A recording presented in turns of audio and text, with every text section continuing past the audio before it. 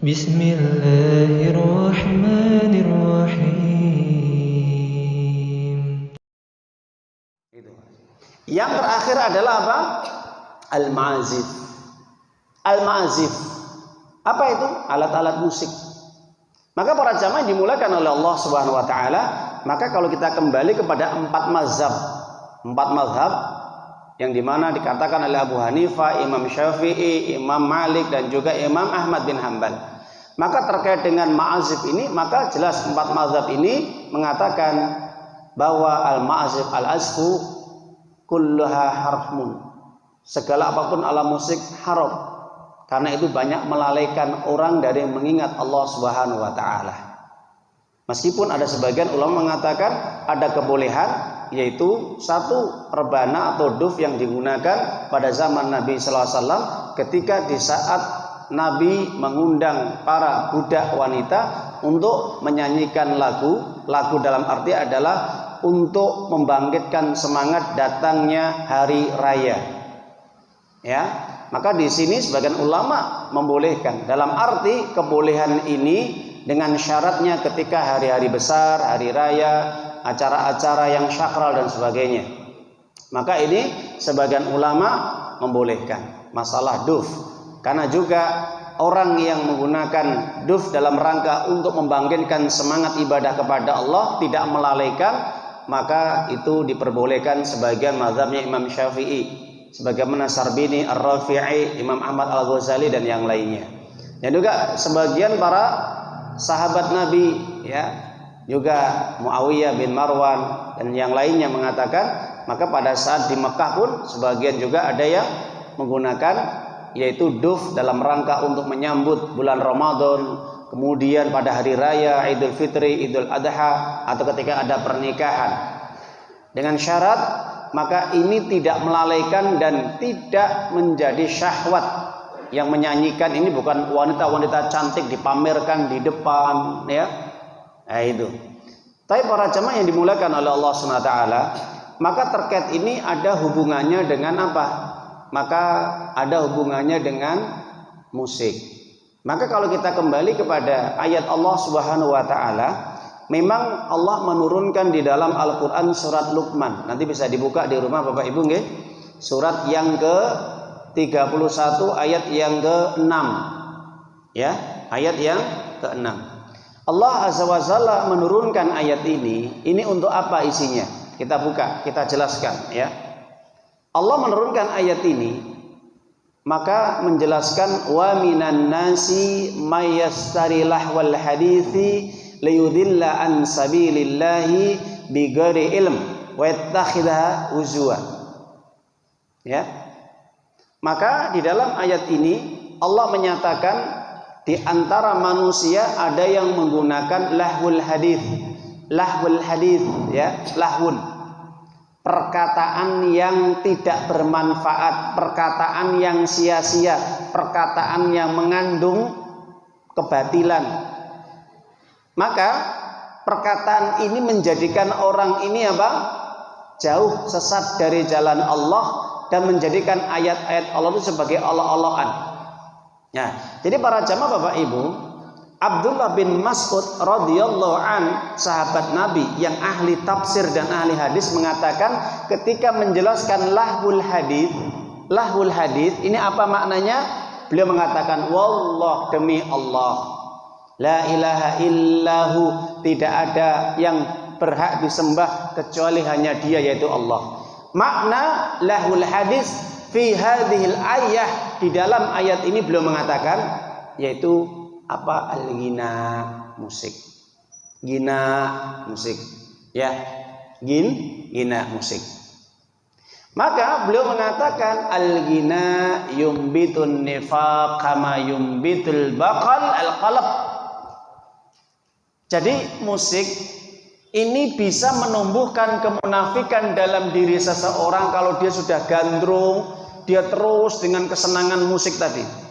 Orang kalau sudah bermain musik, orang kalau sudah mendengarkan musik, dia akan tumbuh dalam dirinya, jiwanya, hatinya apa?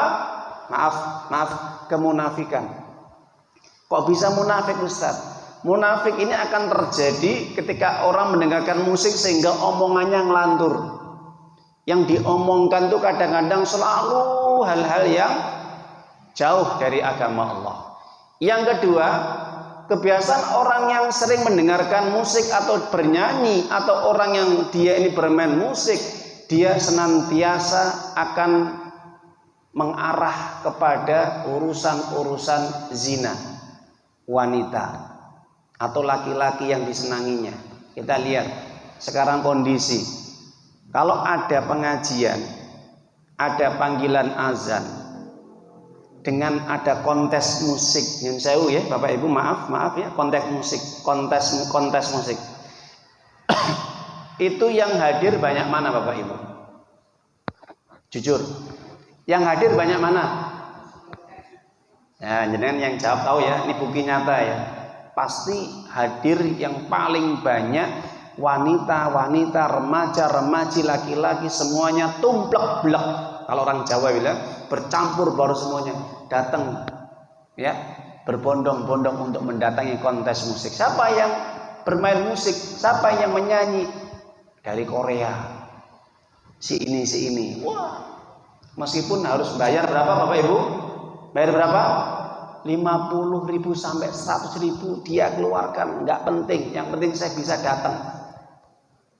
Itu mereka sampai seperti itu, mengorbankan waktu dan harta demi untuk mendengarkan musik. Begitu senangnya mereka, luar biasa.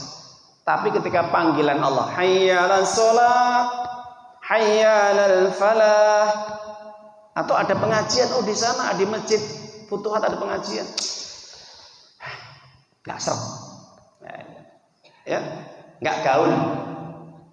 Ingat, bisa menumbuhkan kemunafikan dalam hati semakin dia jauh dari Allah. Coba para jamaah Bapak Ibu, orang yang senang gandrung musik dengan orang yang mendengarkan senang dengan bacaan Al-Quran atau pengajian, antum sandingkan nanti. Kalau orang yang senang musik, dia suruh mencoba untuk mendengarkan ayat-ayat Allah Al-Quran, murotal ataupun pengajian, bertahan berapa lama? Tidak akan bertahan lama. Sama, orang yang senang mendengarkan Al-Quran, murotal dan pengajian, dia akan mendengarkan musik, bertahan berapa lama? Tidak akan bertahan lama. Kenapa? Ibnu Qayyim al-Jauziyah yang hidup pada tahun 751 Hijri mengatakan, la yajtami'una al-ghina wal musik ala qalbin mu'min. Tidak akan bersanding, tidak akan bersatu dua nyanyian, dua musik, dua lagu dari Allah dan lagu dari syaitan dalam jiwa seorang mukmin. Kalau dia ini senang musik, pasti dia akan jarang baca Quran, bahkan meninggalkan Al-Quran. Pasti. Seandainya dia mendengarkan Al-Quran, membaca Quran, nggak berpengaruh dampaknya. Ya baca, tapi biasa, hambar, hatinya hambar. Nggak bisa merenungi, menghayati, mentadaburi. Tapi kalau mendengarkan musik, dia bisa gini Pak. Kena sihir ya. Ini kalau ada orang yang geleng-geleng gini Pak ya. Ini kena sihir. Masyhuran, orang kalau kena musik itu dia akan kena sihir. Joget-joget, tangannya lagi, kakinya joget-joget dan sebagainya. Itu kata Ibnu Qayyim al-Jauziyah. Tapi kalau orang dengar Al-Quran, insyaallah meneteskan air mata dia, ya Allah, insyaallah menangis. Tidak. Ya. Orang dengarkan musik tertawa, dia terbahak-bahak. Tapi mendengarkan lantunan ayat-ayat Allah, dia akan semakin takut, bertambah imannya, bertambah rasa takutnya dia kepada Allah. Betul atau tidak Bu? Pak? Nggak percaya? Kita buka ayatnya. Dibuka surat Al-Anfal, surat ke-8, ayat kedua. Apa kata Allah SWT? Innamal mu'minuna alladhina idza dzukirallahu wajilat qulubuhum wa idza tuliyat alaihim ayatuhu zadatuhum imana wa ala rabbihim yatawakkalun. Apa kata Allah? Orang-orang mukmin itu kalau dibacakan ayat-ayat Allah, tuh lihat salim ayatu zadatsum imana, imannya naik. Kenapa? Itu yang berbicara Allah, Pak Bu, Mas, yang berbicara Allah. Kita mendengarkan, Masya Allah, ini Allah berbicara kepada kita. Kita dengarkan dengan seksama. Ini orang mukmin ya. Ini orang mukmin. Imannya bertambah, ya, dan rasa takutnya semakin kuat dia. Bahkan bisa meneteskan air mata. Kenapa? Jangan-jangan nanti ini ayat untuk saya. Jangan-jangan azab siksa Allah ini untuk saya. Takut dia. Takut Bapak Ibu. Coba, ini ada tes eksperimen ya. Buka di YouTube. Ada kembang, ya, ada kembang, ya, pohon yang berbunga itu. Atau mungkin mulai dari sebelum berbunga itu dia masih cabang, ya, atau pohon yang belum berdaun itu, ya. Itu eksperimen untuk tes, atau mungkin yang sudah berbuah, ya. Jadi bunga atau pohon yang berbunga atau pohon yang berbuah itu eksperimen, kita buat eksperimen di YouTube tuh ada, buka nanti ya. Itu satu didengarkan musik, ya, musik umum, yang satu didengarkan murotal. Ini yang didengarkan musik ini layu, cepat layu.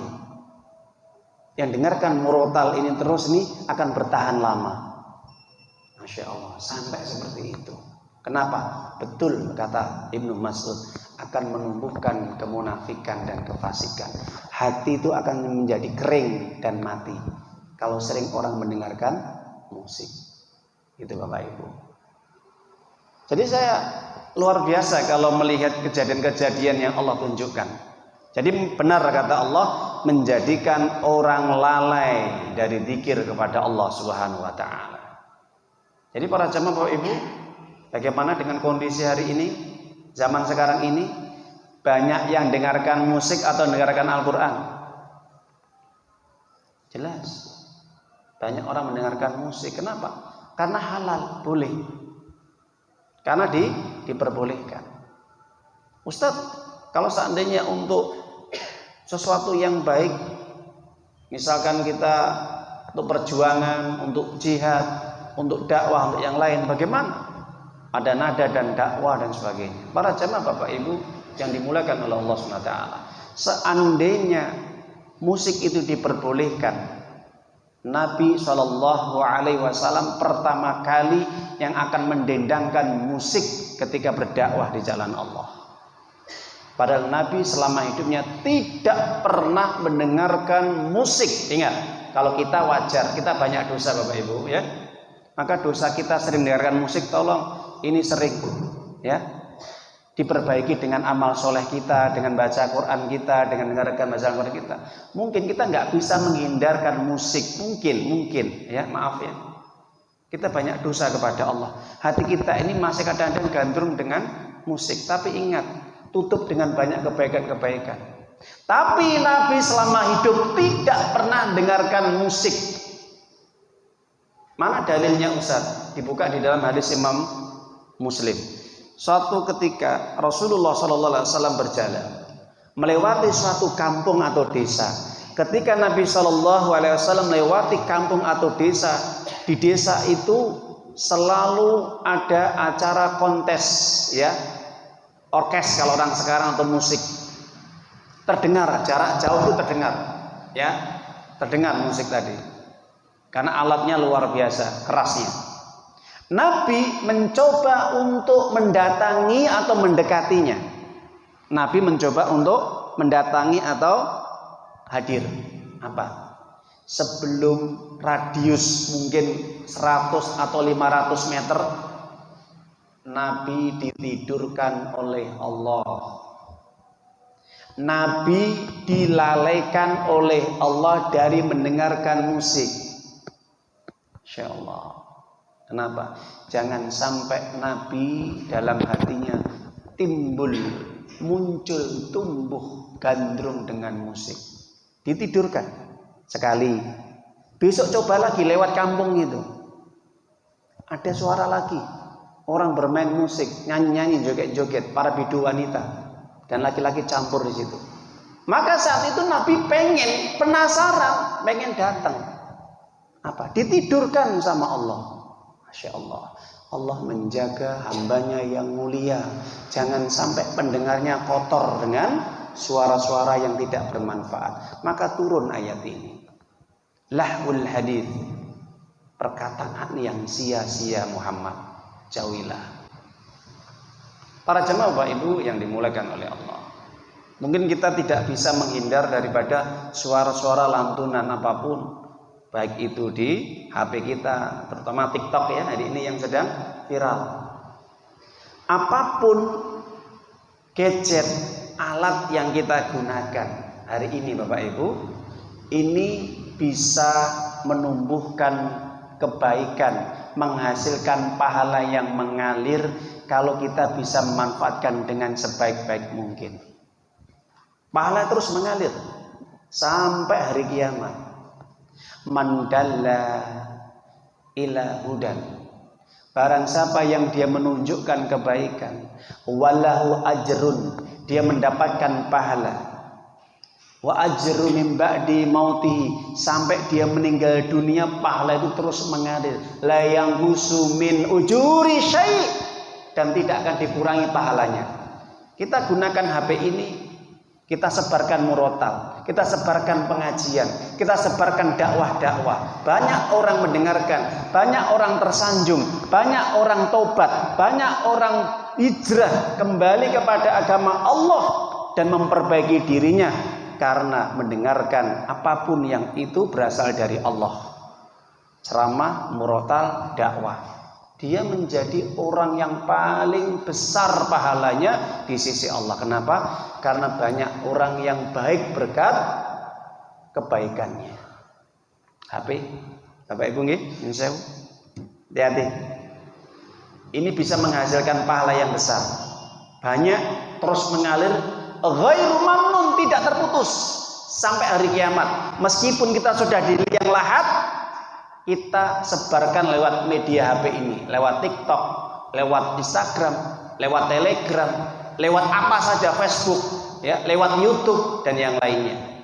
Pengen menghasilkan pahala terus tidak terputus, gunakan dengan kebaikan.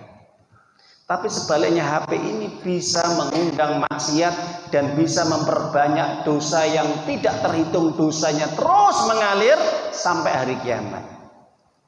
Apa kata Nabi? Wa kana alaihi wizr wa wizru min ba'di mautihi la yanqusu min auzarin syai'.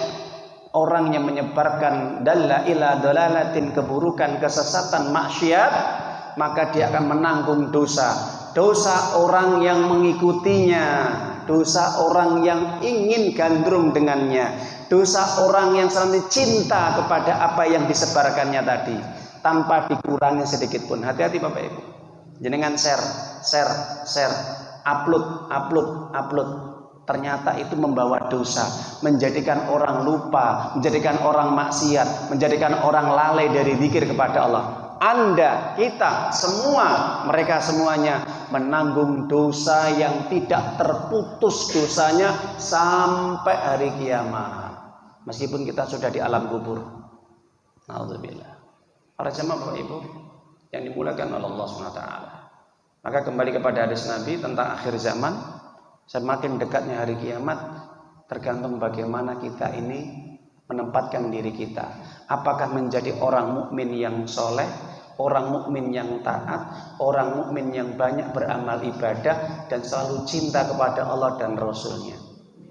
Kalau kita cinta kepada Allah dan Rasulnya, maka lihatlah bagaimana kepribadian Nabi, sejarah Nabi, kehidupan Nabi, tindak tanduk Nabi, dakwahnya Nabi, mulai tidur sampai bangun tidur harus kita ngerti seperti apa sih Nabi. Ngaku cinta Nabi, ngaku supaya dapat syafaat Nabi, tapi ada perilaku yang dia tidak baik, akhlaknya tidak baik, ibadahnya enggak baik, perilakunya enggak baik, ucapannya enggak baik. Bahkan apa yang dilakukan oleh Nabi tidak dikerjakan. Yang tidak dikerjakan oleh Nabi dikerjakan. Nabi nggak senang dengan musik. Oh, dia kok senang musik? Ini karena berarti kan bertolak belakang. Ibnu Umar ini pernah ketika dia berjalan, tiba-tiba di pohon itu ada orang yang menggunakan seruling. Suaranya merdu, Pak, Bu, ya. Maka saat itu Ibnu Umar, bukan Umar bin Khattab, anaknya Umar bin Khattab radhiyallahu anhu, Ibnu Umar atau Abdullah bin Umar radhiyallahu anhu, berjalan, ada orang anak muda dengan suara yang indah dan dengan seruling itu. Begitu indahnya. Apa kata Ibnu Umar? Ayo kita menjauh. Tutup telinga. Ketika tutup telinga seperti ini, hal tasma, kamu sudah masih mendengar enggak? Masih. Ya udah, kita tutup telinga lagi. Sampai jauh, menghindar dari suara seruling tadi, ya. Hal tasma, masih dengar enggak? Sudah tidak, ya Ibnu Umar, dengan pembantunya atau budaknya. Ya sudah, kita buka telinga kita. Apa kata Ibnu Umar? Hada mismar min syauti syaitan. Suara seruling adalah suara setan, kata Ibnu Umar. Ibnu Umar lagi sahabat Nabi. Sahabat Nabi, bapaknya Umar bin Khattab, khalifah yang kedua, sudah dijamin masuk surga. Jadi pertanyaan, kita sudah dijamin surga belum, Pak Bu? Pak Bu, sudah dijamin surga belum kita? Belum tentu. Meskipun kita banyak ibadah, banyak baca Quran, banyak sholat kita, banyak sedekah kita, haji, umroh, dan masih banyak lagi tahajud kita, datang ke pengajian, belum menjadi jaminan kita masuk surga. Kenapa? Mungkin kita masih banyak dosa. Ibnu Umar, sahabat Nabi, sudah dijamin masuk surga. Perkara yang seperti ini dihindari. Yun saya Bapak Ibu, kenapa? Takut nanti bisa menumbuhkan kemunafikan, kefasikan. Para jemaah Bapak Ibu yang dimuliakan Allah Subhanahu wa taala, sebelum kita tutup, ada perkataan yang bagus. Fudail bin Iyad, seorang ulama tabi'in, mengatakan ketika menjelaskan ayat ini, lahwal hadits, apa? Musik, al-ghina, lagu-lagu nyanyian. Apa kata beliau? Al-ghina ru'yatuz zina. Orang yang sudah gandrung dengan musik daripada dengarkan pengajian ataupun ayat-ayat Allah murotal, setiap harinya di rumah HP ini dipenuhi dengan musik, ya. Bahkan murotal cuma 1-2. Apa kata Fudail bin Iyad, seorang ulama tabi'in? Ingat, orang yang seperti itu sudah kena mantra, dan mantra tadi ujung-ujungnya zina. Bagaimana Ustaz zinanya? Tidak harus zina langsung seperti hubungan suami istri. Zina dia akan membuka konten-konten porno, atau dia akan membuka wajah-wajah wanita, atau yang wanita membuka wajah-wajah pria yang tampan-tampan atau yang cantik-cantik, sehingga akan terus dipandang, dihayati sambil tidur. Masya Allah, begitu cantiknya kau. Yang perempuannya gitu, Masya Allah, begitu tampannya kau. Kapan aku bisa memiliki engkau? Itu Fudail bin Iyad. Ya, orang itu kalau sudah kena musik, akhirnya kena ruqyah. Apa? Ruqyah itu mantra. Ruqyatuz zina. Pasti itu. Anda lihat anak-anak kita, tetangga kita, remaja-remaja sekeliling kita. Kebanyakan mereka berbuat zina, meskipun tidak zina kemaluan, zina mata, zina pendengaran, zina mulut, zina hati, karena awalnya musik. Ingat ini Bapak Ibu, nggih? Saya juga pernah mengalami yang saya masa jahiliyah, saya belum punya ilmu ketika SMP, ya. Tapi kemudian Allah beritahukan, Allah bimbing, Allah beri hidayah, kenal dengan orang-orang soleh, ustadz-ustadz yang soleh, teman-teman yang soleh, berusaha untuk menghindari. Berusaha, meskipun saya masih banyak dosa. Dosa saya masih banyak daripada antum semuanya Bapak Ibu, ya. Tapi saya berusaha untuk menghindari musik. Bahkan bagi keluarga saya, ingat, kalau kamu dengarkan musik, ya, tidak akan aku berikan uang. Ya, itu ultimatum pertama, ya. Tidak akan aku berikan uang. Anak-anak minta jajan, tidak saya beri. Istri juga tidak saya beri. Ya. Bahkan saya tidak akan bicara sampai kamu meninggalkan. Itu ultimatum saya pribadi Bapak Ibu ya. Tapi monggo jenengan terserah ultimatumnya bagaimana. Kalau memang dibiarkan ya terserah, nanti tanggung jawab di hadapan Allah SWT. Sampai orang lalai sholat, orang nggak kenal ngaji, orang nggak kenal dengan orang-orang soleh seperti ini. Disebabkan kenapa? Musik. Lebih enak enjoy dengarkan musik daripada murotal, daripada pengajian. Ustadz berat sekali meninggalkan musik. Iya, proses latihan. Ya, maka ketika kita lihat ada lagu, coba alihkan. Oh, nggak boleh. Coba cari pengajian, ya. Karena setan terus bisikin, ayo dengarkan seperti itu. Itu para jamaah Bapak Ibu yang dimuliakan oleh Allah. Semoga kajian ini bermanfaat kepada kita semuanya dan mudah-mudahan ini bisa menambah ayyuhalladzina amanu ittaqullaha haqqa tuqatih wa la tamutunna illa wa antum muslimun.